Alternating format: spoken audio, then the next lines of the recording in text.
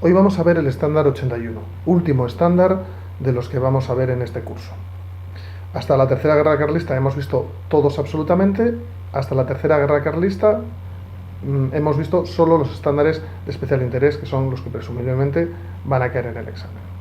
Mañana os daré unas nuevas instrucciones para ver qué hacemos en este periodo desde la finalización de las clases lectivas, que es mañana, hasta la celebración del examen de la EBAU.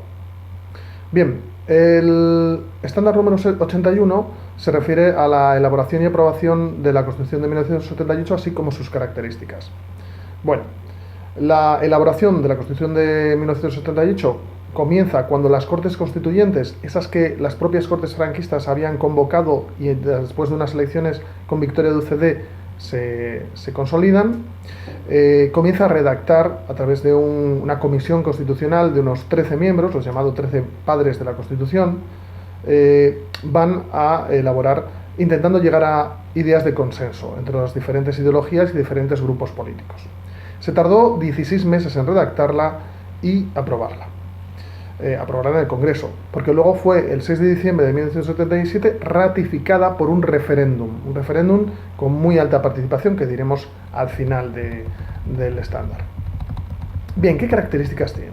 Pues en principio es una Constitución muy versátil, muy amplia, fácilmente adaptable a casi cualquier ideología, con lo cual permite que no sean ese tipo de constituciones de partido en los cuales, si un partido subía al poder, la primera tentación que tenía era abolir la Constitución y escribir una ad hoc, una solo para sus propios intereses.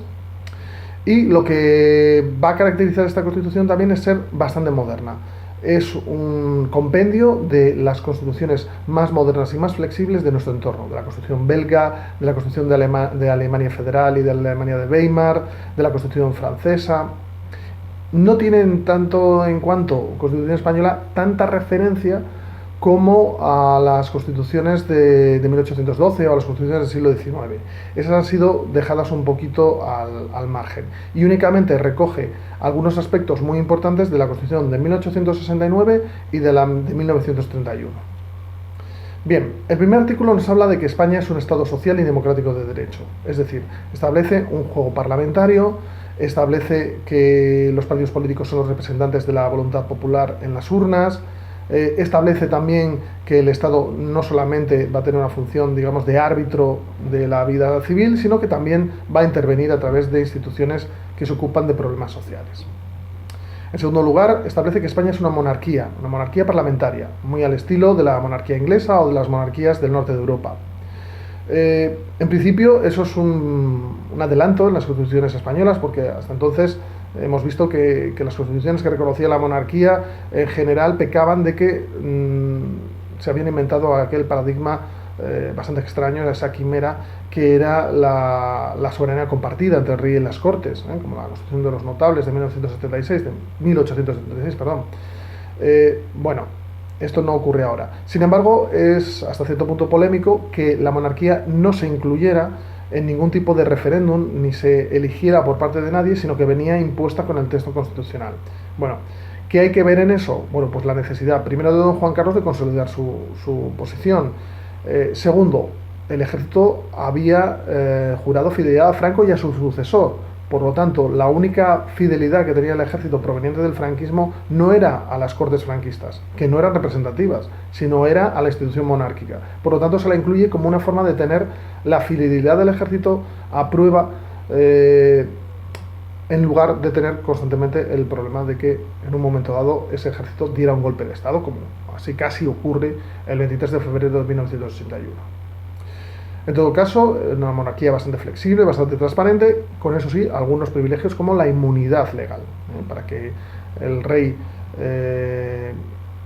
pueda ser procesado o pueda ser juzgado, tendrían que derogarse un montón de leyes y tendría que cambiarse la Constitución, porque su persona es inviolable, es inmune legalmente. Bien, la Constitución de 1978 reconoce todos los derechos humanos, sin excepción, y garantiza tanto la propiedad privada como la economía social. Es decir, puede gobernar con ella un gobierno estrictamente neoliberal o un gobierno de características socialistas o incluso comunistas, ya que hay incluso algún artículo de la Constitución que permite la nacionalización de los servicios. Es respetuoso con la división de poderes, pero sin embargo en las leyes orgánicas la división de poderes en España, pues bueno, sabemos que es bastante peculiar. Hay un peso bastante fuerte del Parlamento sobre los otros dos poderes, o mejor dicho, del Parlamento sobre la Judicatura y del Ejecutivo sobre el Parlamento. Quizá con esto se ha pretendido evitar el problema que había surgido en la República, en la Segunda República, con una Constitución donde el Parlamento, un Parlamento muy difícil y que bloqueaba constantemente casi cualquier tipo de reformas, pues podía ejercer una labor casi de estorbo al gobierno, más que de colaboración en la elaboración de leyes y en el gobierno del país. Bien, la Constitución de 1978 es una Constitución de Parlamento bicameral, Congreso de los Diputados y Senado.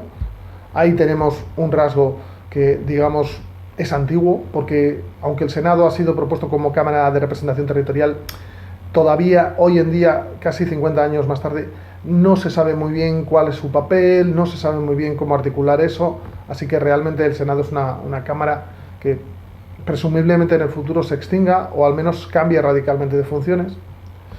Reconoce también la Constitución un tribunal constitucional, lo cual es un rasgo muy moderno. Ya os he dicho, en la Constitución de 1961 aparece y está tomado de la República de Weimar en Alemania. Y genera un Estado autonómico. Estado autonómico que es un reconocimiento de la pluralidad y de la diversidad regional de España, pero en el cual hay también rasgos de ese Estado integral que proponía Ortega y Gasset, en el cual la soberanía es nacional, pero la administración del poder es regional. Bien, dentro del sistema autonómico hubo varias vías a la autonomía. Cataluña, País Vasco y Galicia van a ser reconocidas desde primera hora como comunidades históricas. ¿Por qué? Porque durante la República y la Guerra Civil estaba en proceso su estatuto de autonomía. Se pretendía de esta forma acallar o, digamos, contentar a nacionalismos vascos, nacionalismo vasco y catalán sobre todo, y prevenir el nacimiento de un nacionalismo gallego. Estas nacionalidades tienen mayores competencias, mayor poder y mayor autonomía que las que acceden a la autonomía mediante el artículo 143. Una única excepción a este sistema es Andalucía. Andalucía consiguió, por un mecanismo constitucional, acceder mediante la votación de referéndum y de